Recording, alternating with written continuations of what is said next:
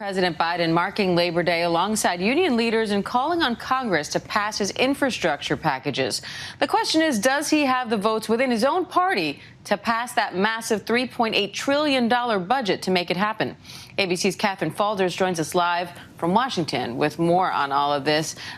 Catherine, I want to start with Democratic Senator Joe Manchin, because he reportedly told the White House that he has issues with this big budget, including Biden's so-called human infrastructure provisions, $3.5 trillion. So what do we know about Manchin's objections, and what's at stake here for the president?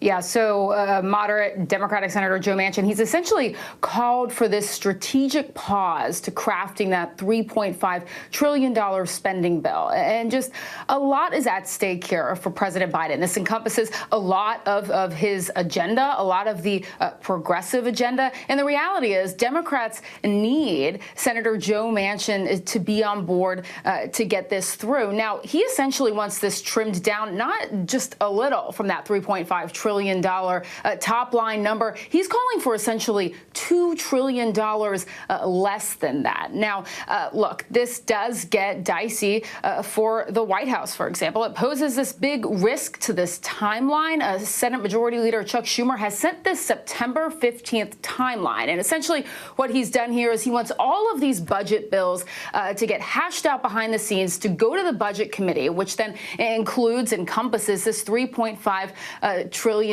deal. Well, look, behind the scenes, they can't really do that if they don't have Manchin on board. But on the other hand, this also compromises the president's infrastructure deal. Now, that Senate-passed infrastructure bill has gone to the House, but progressive Democrats in the House have said, OK, we're not going to support this infrastructure bill unless we have this $3.5 trillion spending bill put on the House floor in tandem with the infrastructure bill. So the reality is, and you can see some of those top line numbers up there for what that bipartisan infrastructure bill includes. But the reality is a lot of pressure on Democrats here, a lot of big fights going on behind the scenes, essentially about how to chart this path forward. They've set a lot of September deadlines for themselves, September 27th, to get that infrastructure bill to the floor. However, again, with the progressive members of the Democratic Party in the House, they're unlikely to support that unless they have this massive $3.5 trillion spending bill.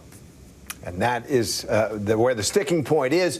Let's turn to the social issue side. Texas Governor Greg Abbott, he's facing a backlash for the law he signed this week. His defense of it, the ban in Texas now on all abortions after 6 weeks of pregnancy. Among other things, the governor says the law doesn't need any exceptions for rape or for incest, because Texas is going to get rid of rapists off the streets. Take a listen. Let's make something very clear. Rape is a crime, and Texas will work tirelessly to make sure that we eliminate all rapists from the streets of Texas by aggressively going out and arresting them and prosecuting them and getting them off the streets. So goal number one in the state of Texas is to eliminate rape so that no woman, no person will be a victim of rape.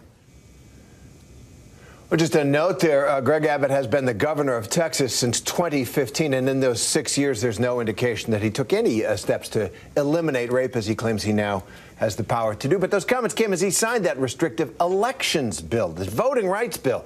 And now President Biden, he's facing more pressure to get federal abortion and voting rights legislation passed here in Washington. So what do you think Biden can do on these?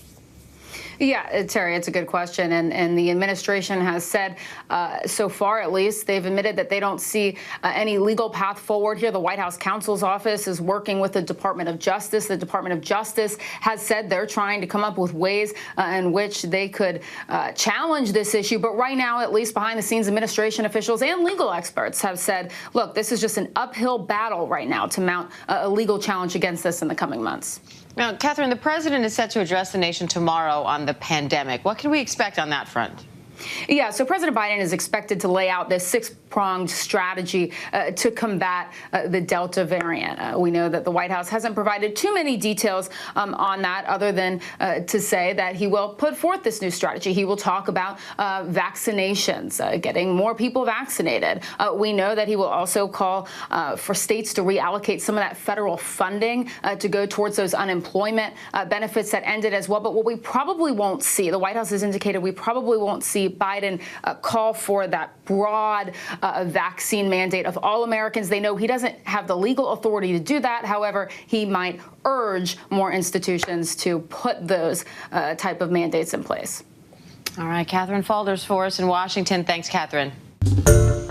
Hi, everyone. George Stephanopoulos here. Thanks for checking out the ABC News YouTube channel. If you'd like to get more videos, show highlights, and watch live event coverage, click on the right over here to subscribe to our channel. And don't forget to download the ABC News app for breaking news alerts. Thanks for watching.